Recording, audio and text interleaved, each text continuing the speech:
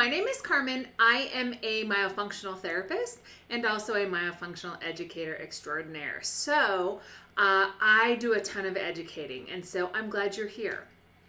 In today's Myo Minute, I'm going to be talking about the time commitment that is required to adequately and successfully complete myofunctional therapy. First, I'd like to talk about awareness versus exercises. So I always teach my clients that there really are two prongs, or two pillars, if you will, involved in the success of my programs. So the first one is an exercise. I can teach those to you all day long, but if you have no awareness, if you're not aware what you're doing, then we're going to have struggles to be successful. So it's really important. I tell my clients, it's like a 50-50 thing. If you can do your exercises, great. But if you have no idea about what you're doing or why it matters, then we really have a hard time. Now, don't worry, I have a lot of things that are going to get you through that. In the age of technology, thank heavens, there's timers and apps. There's an app for everything. So awareness really, once we tune into it, it really isn't something that we struggle with once we identify that it's a barrier. Now I would like to talk about the type of exercises that I teach.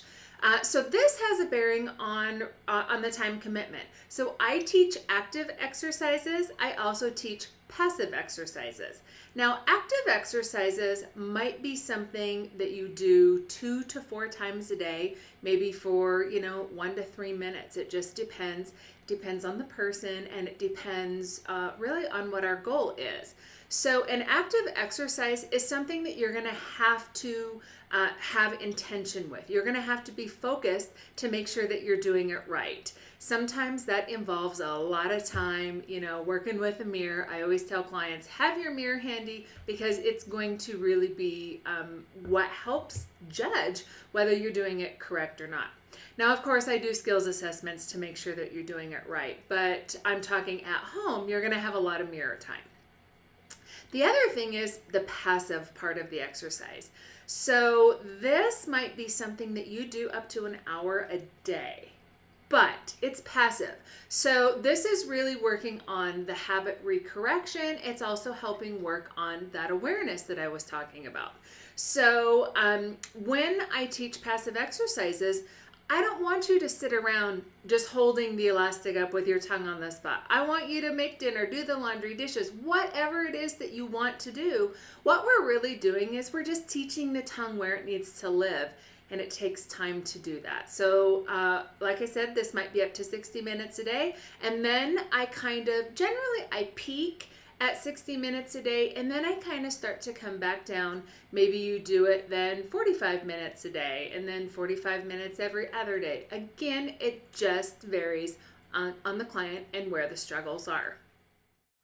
And the last thing that I want to talk about when talking about time commitment for myofunctional therapy is, I've said it a couple times, but the needs of the client. I have some clients, bless their little hearts, that they say, Carm, you cannot overwhelm me. I only am going to do X amount of work each day, which is totally fine. Those people are not in an easy program with me. Those people agree to work with me for a year so that we have time to do all of that. And that's okay.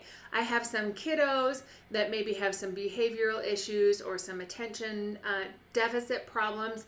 And it's okay. We work through all of that. We just work together longer. So I can't expect them to be successful in some short little program. They work with me for a year. So that is comprehensive therapy with me. So the time commitment really does not so much build during the day, each day, so much as it builds, in length. So it might be 12 sessions versus somebody seeing me, for a year.